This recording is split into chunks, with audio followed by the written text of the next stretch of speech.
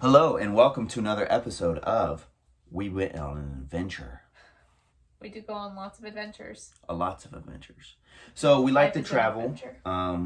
and we like to travel together with our family. And usually Tiana has to plan it all. She didn't have to plan any of this trip. No, I did not. No, the kids were participating in the National History Bowl. Their quiz team was participating in the National History Bowl.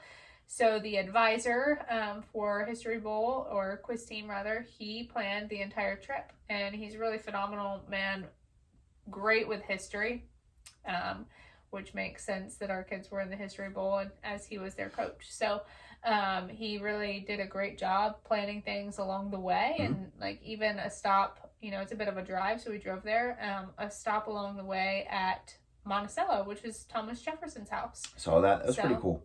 It was really beautiful. A lot of information on the you could do the whole tour, which we did. Yeah, we did. So it was really, really neat. If you get the opportunity to do that, definitely recommend. Definitely. So definitely do that. So beautiful grounds, like the gardens and stuff were really nice, and So then once we got to Washington, D.C., we did and saw a lot of stuff that our son, he didn't get to go to Washington, D.C. for his trip because it was during COVID, his 8th grade trip. And so he didn't get to see it. Tiana's school, for some reason, doesn't do Washington, D.C. trips. Probably because I didn't grow up in driving distance to Washington, D.C. I don't know. We went to different places. So it was cool for the whole family to go together. We did we rode on a subway. I've never done that before. I had also never ridden on a subway So before. that was a unique experience. We ate at a lot of different places that we normally wouldn't eat at, here around our house. Nope. We saw, we did a night tour of the national parks, the mall, right, national park, and also the monuments. We went past the Capitol building and saw that. Really, that's cool. Yeah, that was really neat, and under construction actually, so it's kind of neat to see that structurally being updated also. But and then we obviously hung out with our kids during this whole time. So yeah, it was a great trip.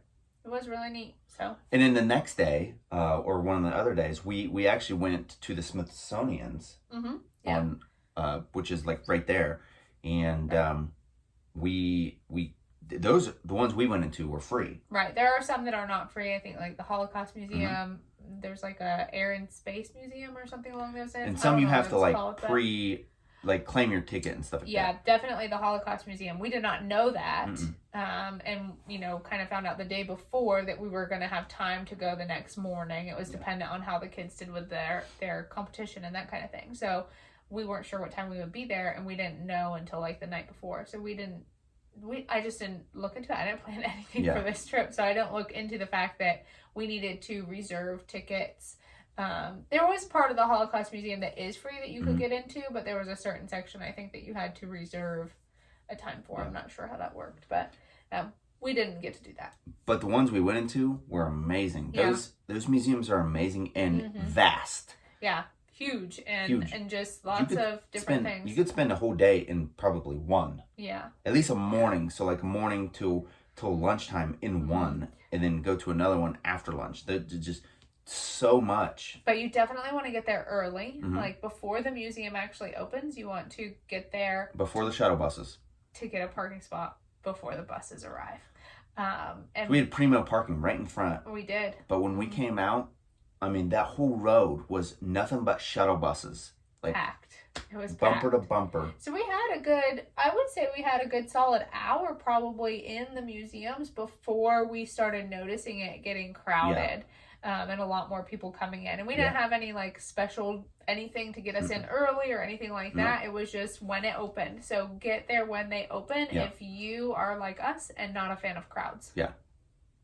So enjoy the rest of the video, which kind of shows different clips of us going through Washington, D.C. And join us on our next adventure.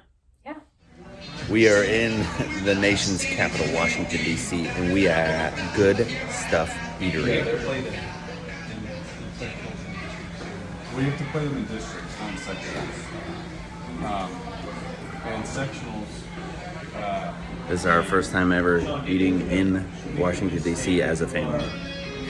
We are getting ready to go on a subway for the first time ever.